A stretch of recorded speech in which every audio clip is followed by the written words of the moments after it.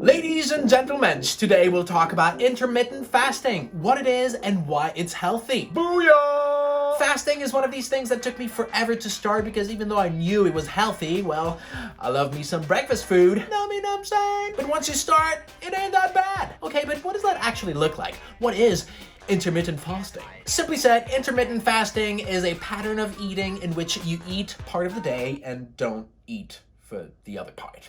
Which most people do anyways, because, well, you sleep and you can't eat while you sleep. For most people. The most popular one is the 16-8, in which you eat for 8 hours of the day and starve for the other 16. Just kidding. Since you sleep for 8 hours out of the 16 and most likely had dinner before that, well, that means that you just want to die for about 4 hours out of it. So, hey, pretty good. But first, let me answer a question most of you may have. Isn't the feeling of hunger we have in the morning a sign that the body needs food for survival? Actually, according to Johns Hopkins University neuroscientist Mark Mattson, our bodies have evolved to survive the lack of food for hours or even days. Yeah, our prehistoric ancestors didn't have no fridge or, more importantly, bagged Doritos. They were hunters and gatherers who spent a lot of time and energy to hunt game. Ooh, I see a juicy monopoly over there. Guys, let's go. And when they were not hunting, they would be gathering nuts and berries and other delicious stuff the earth has for us. So it is in our constitution to survive and even thrive in a scarce environment. But if you're watching this video and subscribe to my channel, you're not here to live like a caveman. Hey, that's offensive. But you are here to enhance your habits to optimize your energy, longevity, and happiness. So why is fasting so healthy? First, there are tons of evidence supporting that fasting is healthy in animal studies, but there are plenty of human ones as well. Did you know that fasting has an effect on sleep? I mentioned it in a previous video about how to optimize sleep, but mostly as a focus tool. In fact, when we're hungry, the body creates energy for us to be more focused and alert to look, hunt, and gather food. Food equal energy isn't always true, but there's also a study showing that fasting is good for sleep. A pilot study showed that, along with a reduction in sleep arousals, a 1-week fasting period helps with quality of sleep, daytime performance, vigor, and emotional balance in non-obese subjects. A pilot study? Why were they studying only pilots? That's unfair. I want to participate. A pilot study means a small one. In this study, only 13 subjects were tested, but it concurs with other scientific literature. Scientific literature. When we're fasting, our body doesn't have access to its usual source of glucose, aka sugars, which forces the cells to find other means and materials to create energy. Guys, no sugar. What do we do? Any suggestions? The body starts something called gluconeogenesis. What's that? Some kind of new technology? It's a natural process the body uses to create its own sugar. The liver converts non-carbohydrate molecules like lactate, amino acids, and fats into glucose energy. I didn't know we could do that. The body is resourceful because it conserves energy during periods of fasting, like when we sleep, for instance. Our basal metabolic rate, or the amount of energy our bodies burn while resting, becomes more efficient, which then lowers our heart rate and blood pressure. In other words, we are more efficient at burning calories. A review showed that intermittent fasting over a period of 3 to 12 weeks was as effective for weight loss as continuous calorie restriction, and decreased body weight by 8% and fat mass by 16%. That's some good percentages for only 12 weeks. But it's simply, there is no magical formula to losing weight. Fat reducio! Next! It's all about burning more calories than we consume. I don't care, I'll just eat fat and sugar for my remaining 8 hours. That is not the point, but if you're looking into strategies to lose weight, fasting has been found to be more efficient than calorie restriction at increasing fat loss while preserving muscle mass. Score! Fasting cleans our body from toxins, but also forces our cells into processes that are usually not triggered when food is around. The body using other sources of energy to create its own sugar is also called ketosis, which has been popularized by the keto diet. When the liver turns fat into energy, it releases ketones, which are powerful molecules with huge effects on cells and organs, which influences health and aging. Say what? Yep, it helps the body fight oxidative and metabolic stress. In other words, they help reduce damage to our cells and even to our DNA. Wow-wee-wah! And the effects of fasting goes beyond the fasted state and helps us regulate glucose levels,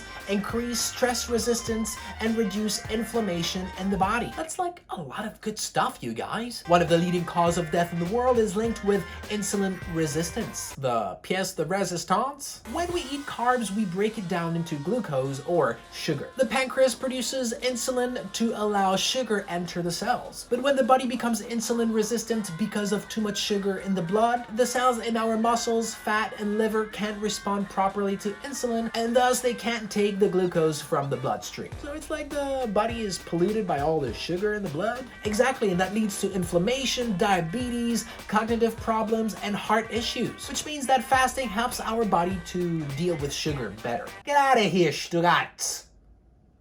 That's how I deal with sugars. I have a problem. Fasting is like a workout for our cells. It puts our bodies under mild stress, which forces the cells to adapt by boosting their ability to cope. Simply put, they get stronger. Just like when we go to the gym and put stress on our muscles to build them up. The right amount of exercise and resting time for recovery helps us getting ripped. Which is why regular intermittent fasting is better than, let's say, fasting for a couple of days just once a year. Because fasting helps reducing inflammation in the body, it can help prevent neurodegenerative disorders. The dying of what's up here. For most people, it's a lot of neurons. Not for me, I have only one.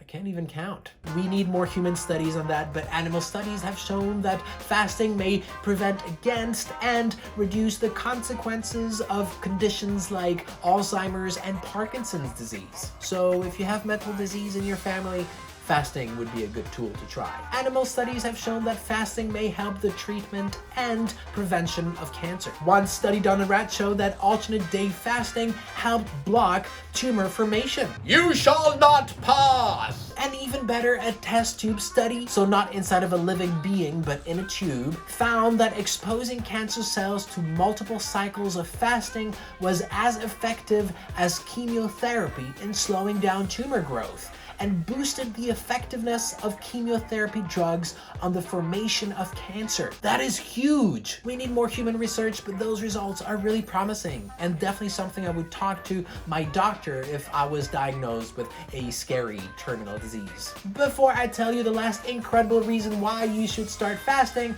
if you got any value from this video, make sure that you smash the like button and subscribe to the channel for more health tips. The main reason I started fasting isn't because weight loss or to work out my cells or to prevent cancer, but because of the incredible discoveries Dr. David Sinclair did on longevity. Fasting is anti-aging. What? Many animal studies have found amazing results on the possible life expectancy extending effects of fasting. One study showed that rats who fasted every other day slowed down aging and lived 83% longer than rats that didn't. That is insane. But how does that work? How?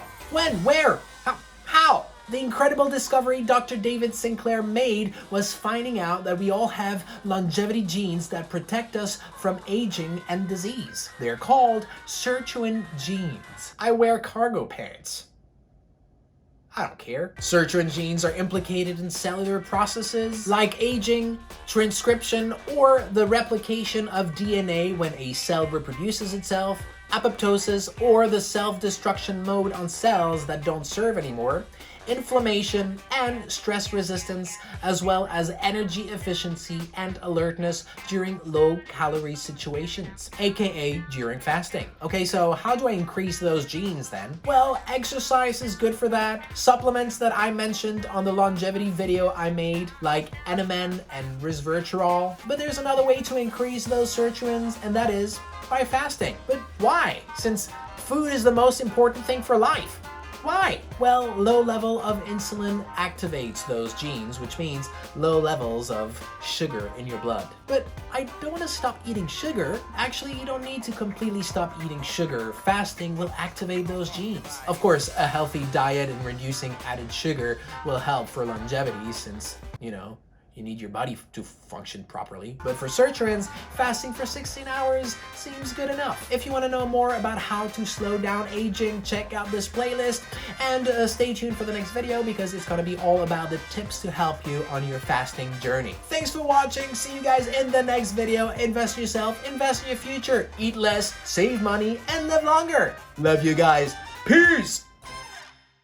But it concurs with other well, that's some good percentages for just this period of